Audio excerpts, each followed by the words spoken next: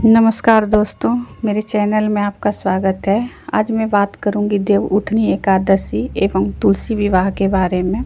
एकादशी का हिंदू धर्म में विशेष महत्व है। दिवाली के पश्चात कार्तिक मास के शुक्ल पक्ष की एकादशी के दिन देवउठनी एकादशी मनाई जाती है। इस एकादशी को हरि प्रबोधिनी देवोत्थान एकादशी भी कहा जाता है, क्योंकि माना जाता है कि भगवान विष्णु इस दिन 4 मास की निद्रा से उठते हैं। इसी दिन तुलसी विवाह भी मनाया जाता है। तुलसी विवाह को देव जागरण का शुभ मुहूर्त माना जाता है, क्योंकि जब भगवान विष्णु जागते हैं तो पहली प्रार्थना हरि वल्लभा तुलसी की सुनते हैं।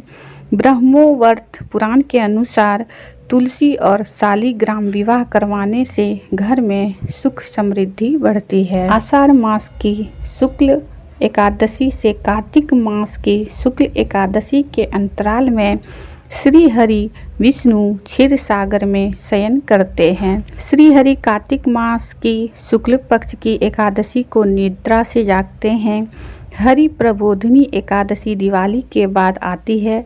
भगवान विष्णु 4 मास की निद्रा के बाद उठते हैं, इसलिए कारण इसे देवोत्थान एकादशी के नाम से भी जाना जाता है। क्षीर सागर में भगवान विष्णु के निद्रा करने के कारण चातुर्मास में विवाह और मांगलिक कार्य नहीं होते हैं। सभी मांगलिक कार्य देवउठनी एकादशी के पश्चात आरंभ हो जाता है। इस दिन तुलसी विवाह करना पुण्यदायी माना गया है। आइए जानते हैं एकादशी के महत्व के बारे में। प्रबोधिनी एकादशी सभी पापों को हरने वाली है।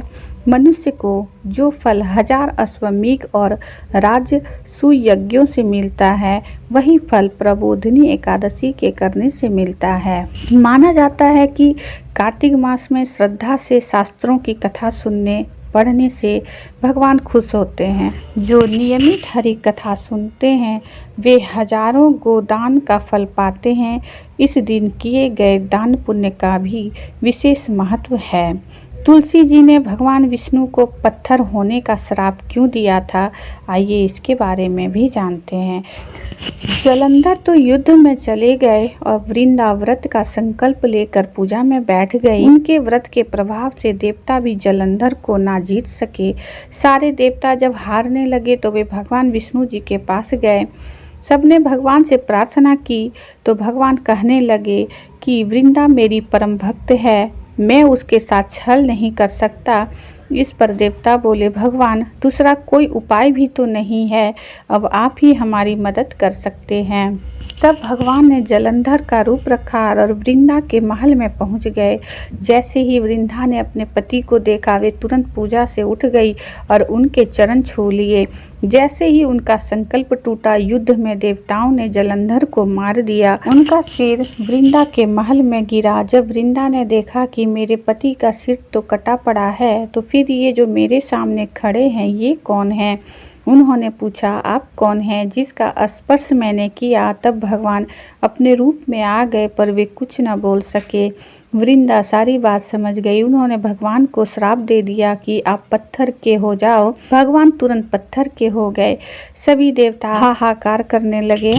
लक्ष्मी जी रोने लगी और प्रार्थना करने लगी। तब वृंदा जी ने भगवान का शाप विमोचन किया और अपने पति का सिर लेकर वे सती हो गईं। उनकी राख से एक पौधा निकला। तब भगवान विष्णु जी ने कहा, आज से इसका नाम तुलसी है और मेरा एक रूप इस पत्थर के रूप में रहेगा, जिसे शालिग्राम के नाम से तुलसी जी के साथ ही पूजा जाएगा और मैं बिना तुलसी जी के भोग स्वीकार नहीं करूँगा। तब से तुलसी जी का पूजा सभी करने लगे और तभी से तुलसी जी का विवाह शालिग्राम जी के साथ कार्तिक मास में किया जाता है। देवउठनी एकादशी के दिन इसे तुलसी विवाह के रूप में मनाया जाता है। मेरे चैनल को लाइक सब्सक्राइब जरूर करें और कमेंट में ओम नमो भगवते वासुदेवाय जरूर लिखें। धन्यवाद।